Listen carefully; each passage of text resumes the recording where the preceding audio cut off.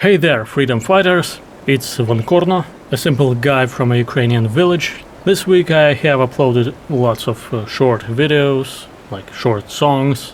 I probably won't make it in time to make another serious response to some influencer that promotes Russian narratives. And I decided to just have this friendly conversation today, just kinda think out loud, speak about things that I was thinking about, at least today, an absolutely unscripted recording, just my evening thought log, something like that.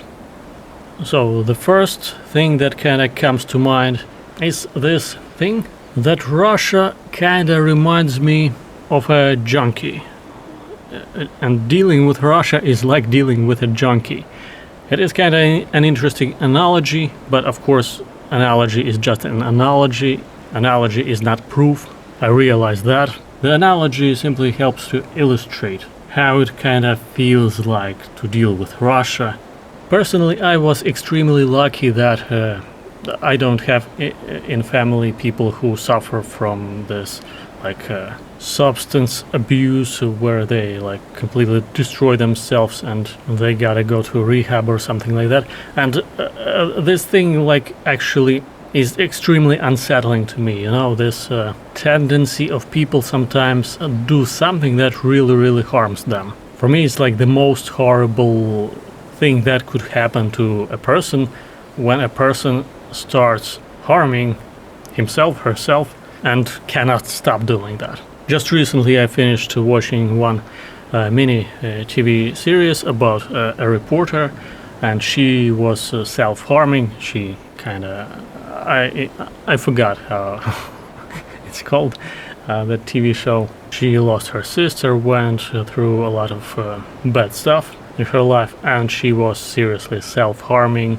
cutting herself, and to me it's freaking scary. Or when I watch movies about junkies, right, about serious alcoholics or people who abuse drugs, it is really hard for me to watch such movies. I was able to finish the Breaking Bad, where one of the main heroes was combating this problem. Also, I've watched something like Narcos. I am kind of able to watch these movies and TV shows, but it is really hard for me. I don't know. For me, it's hard to see how people become addicted to something that freaking harms them. Or people with anorexia or something like that, it's freaking scary to me. It's not that scary to me when the world tries to destroy you, but it is freaking scary to have a part of your mind sabotaging yourself and you and your life. Our brain, our consciousness is more like a sum of different parts, and when these parts don't act all together towards the same goals to make your life better and so on, that's kind of scary. But also dealing with addicts, with people who have such problems, it is also kind of scary to me. Of course, I'm extremely lucky that I don't have such people in my family, but it is kind of, this little fear that what if my kid in the future becomes addict or something like that. That is not a pleasant thought. It is kind of always extremely hard dealing with addicts when it seems like you have already helped them and they changed, they are cured, something like that, but then they start doing the same shit over again, start maybe harming themselves or other people. And for me, it is like dealing with Russia. And Russia is kind of this totalitarianism junkie. It has never had a really successful experience of real democracy. And even when it seems like the democratic forces become stronger and they might win or something like that, then it all goes back to shit. For example, in 2014, when they annexed Crimea and started their hybrid war in Donbass, that was oh shit, Russia did something really bad. Russia effed up again. This junkie again stole something from the house, again did something bad, killed somebody, I don't know. But then you see these cool Russian oppositioners You watch their YouTube videos, you like their videos, you share those videos, you again kinda rooting for them to win, and you think that that's it. Finally, democracy will win in that country. But then again, it all goes back to shit, back to totalitarianism. I don't have much faith now. I don't have faith at all that that country will change in this century, you know. Of course, I'm not claiming that it will not change, but I definitely cannot accept the claim that it will change. Let's even imagine that tomorrow, for example, Putin dies and, he maybe God decides that it's finally time to stop his heart, and says one word and his heart stops, and people stop dying on the front lines. Russians go back to their country, and a Democrat comes to power. By Democrat, of course, I mean someone who's pro-democracy and not a member of American political party. It's, by the way, a bit confusing, because when I say Democrats, I just mean people of any party, any different views that support democracy. Anyway, so a pro-democratic government takes power in Russia. Let's imagine this unlikely scenario, right? What will they have? They will have a country in a really, really deep crisis. And the first 2 years as they rule, people will freaking suffer, people will be poor, and people will freaking hate them. People will hate democracy again, just like they did before. People cannot understand that their problems came from the decision of the previous ruler, the totalitarian one. No, they will think that democracy is to blame. And that's the same thing that happened in the 90s, right? Even though for other republics of the Soviet Union it was an experience of liberation, they got their independence, and people also were poor, things like that, but still, they got what they wanted. But Russians felt that they lost or something like that, and democracy for them was kind of like punishment. Something not their own, something that was forced on them, some kind of not well understood rules they had to follow. And in their history they didn't have any democratic practices or something like that they could look back to, and because people, they tend to glorify the past, you know, glorify their ancestors, their history. And when it comes to Ukrainians, we have democracy in our past. Cossacks used to elect their ruler. Of course, that wasn't like a modern liberal democracy, anything like that. But still, the ruler was elected. Not that wasn't some inherited thing.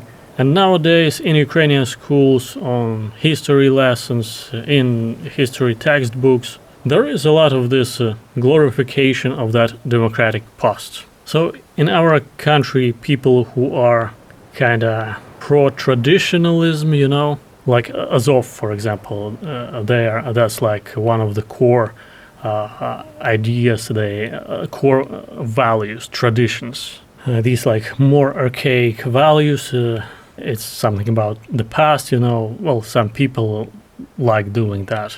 I'm not one of those people. I think that reason is above the traditions, and traditions might be harmful. We gotta do what's reasonable, not what we're used to do. I guess I'm more of a progressive, but people who are pro-tradition, pro-past, make Ukraine great again, or something like that. People who like searching for something glorious in the past, they look at our democratic past. They don't want to have another king or something like that. Because traditionalists in Russia, people who think that the past was better, they want another king. That's what they want. But there are people who want to bring past to the future, something like that.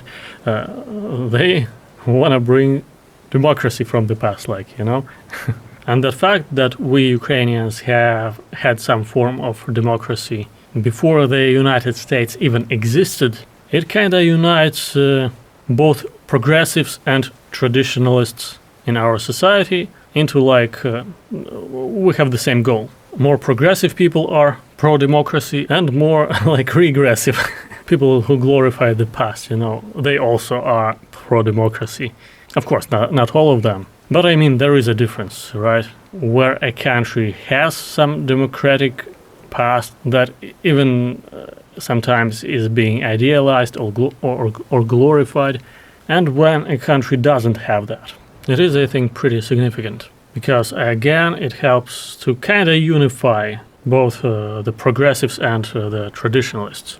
Moreover, that Cossack period of our history is kind of considered to be probably one of the most glorious periods of our history. Cossacks are like these free-spirited warriors who always fight against the invaders or against some rulers that try to rule us, something like that. I think that is something that positively affects different kinds of people, different people with different values in Ukraine. Even like the far-right people, you can much more easily convince them that democracy is good by appealing to our history and also by appealing to the history of Russia, because who wants to be like Russia, right? Who needs these tsars? Of course, it's dangerous to only rely on the past to do all the work, because if a country thinks that if it had successful democracy in past and they're like so cool, they're so democratic, they cannot become fascists, it is dangerous because they can.